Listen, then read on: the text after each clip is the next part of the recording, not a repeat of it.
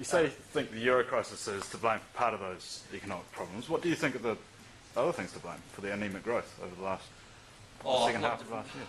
There's been a lot of different factors out there. I mean, it's been a much stickier recovery than people actually thought. I mean, if you look in Europe and the United States, the expectations were there would be much stronger growth there. There's been a number of different factors. We've seen Canterbury in terms of the earthquake had quite a big impact on the household labour force survey and on growth in Christchurch, which has sort of been negative.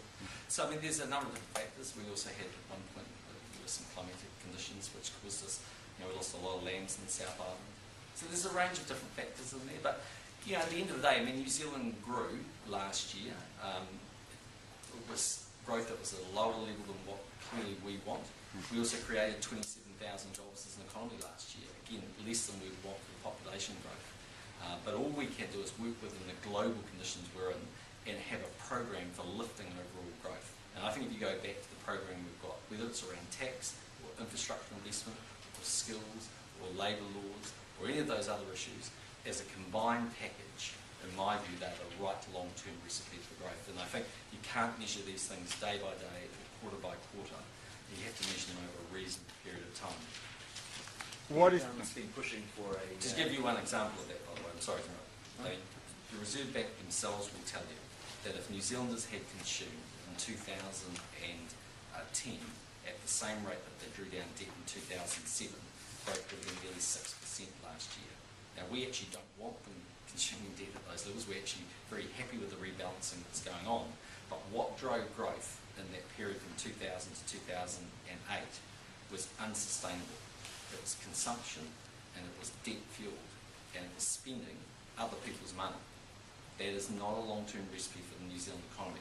That has to be around investments, savings, and lifting the trading sector. But how did it get so sticky? Sorry, how did it get so sticky? Why aren't businesses employing as many people as you thought, as you wanted them? Well, I think they are starting to, but I mean, they said that at the start of last year. Well, they grew 27,000 jobs last year.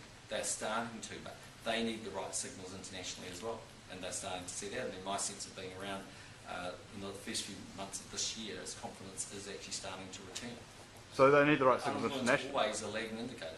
Yeah, but do they need the right signals nationally as well? I mean, they're not just going off international signals. The signals they want are the ones that we've been giving them, that the government's not going to crowd them out, that the government is going to be careful with the legislation and regulation that it passes, that it is going to be predictable in terms of things like its emissions trading legislation, that it is going to have flexible labour markets, that we'll be investing in infrastructure, that it won't be crowding them out by borrowing too much money each week, that we are going to get back into surplus earlier, that we have a tax system that has integrity, that we are going to run a leaner government service, that we are reforming the Resource Management Act, that we are looking at the critical issues of water, that we have resolved some of the issues around electricity, that we are looking at a mixed ownership model to have better productivity. I can go on if you want me to, but there is no one single fix. If I could just click my fingers and do it, we'd all do it. But it ain't as simple as that. An economy is a very complex issue. But overall, if you look at the settings we're on, I think the reason the business community is supporting us and the way that we see through Mood of the Boardroom and other public reports, it is because there's a whole package there which is coherent.